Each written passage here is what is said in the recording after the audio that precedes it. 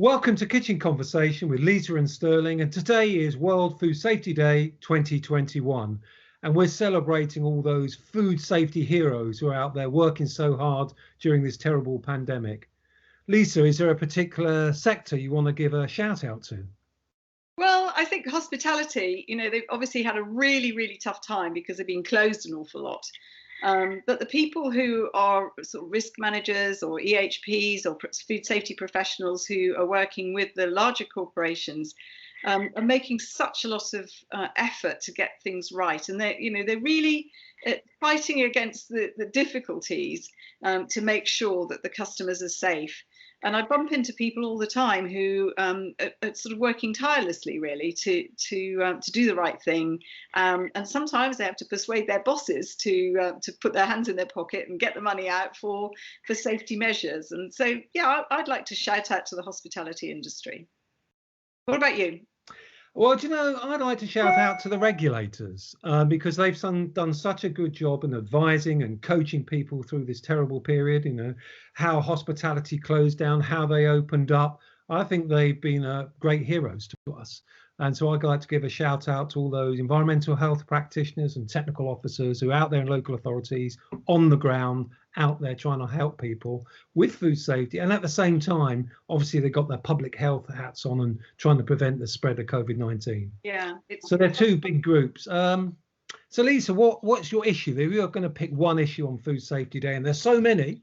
What one issue do you think is on top of your list at the moment? Well, I think my sort of top one is really Campylobacter, and it's something I've been talking about for a long, long time. And in fact, even back down in the days of my degree, I did my project, my dissertation on Campylobacter when nobody'd heard of it.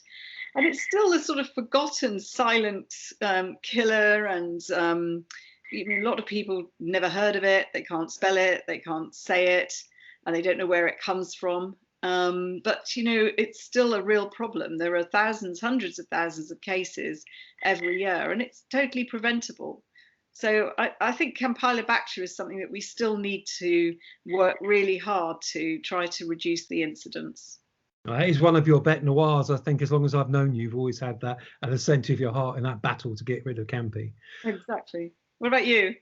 Well, I've got a new one actually, which is food viruses. And I've been to a couple of conferences recently, and I hadn't really appreciated the impact that food viruses have on food poisoning. And both the conferences I went to were reporting that food viruses are responsible for 2/3 of food poisoning outbreaks. And obviously, we've had a recent big recall on my favourite product, which is Majola dates, where it had hepatitis A. So that was a bit of a shock to me. It hit home. That was the dates that I eat on a regular basis.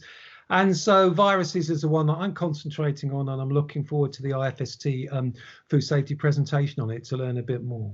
Yeah, I think I'd like to learn a bit more about it too, because obviously viruses are an issue that's also not related to food. So norovirus, for example, can be spread through contamination. So, I've been involved in many cases where a customer, for example, has thrown up in a pub. And a load of people have been ill in the vicinity, but it's had nothing to do with food itself.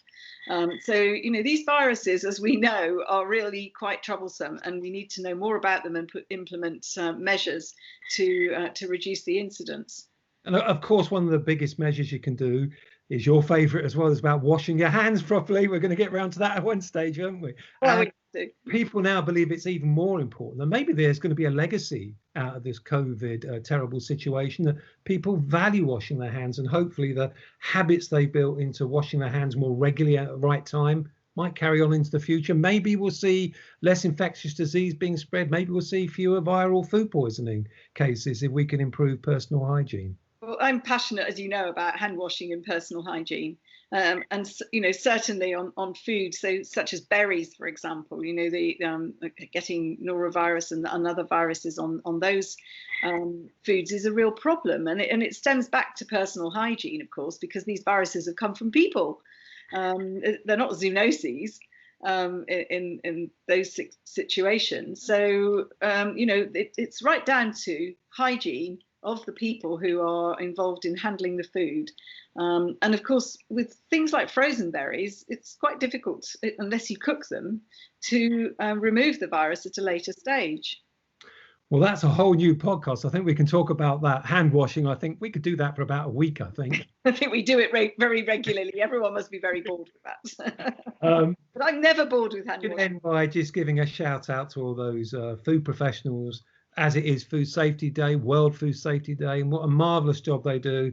How they've kept the food on our tables, they make sure the food is safe, and they make sure it's nutritious, and they make sure it's delicious. And a massive shout out, I think, to all those fabulous people who are doing such a marvellous job in the food industry. Yeah, I totally agree with you, Sterling. They really do need a good shout out. So it's goodbye from me. And it's goodbye from me. See you next time. Bye. Cheers.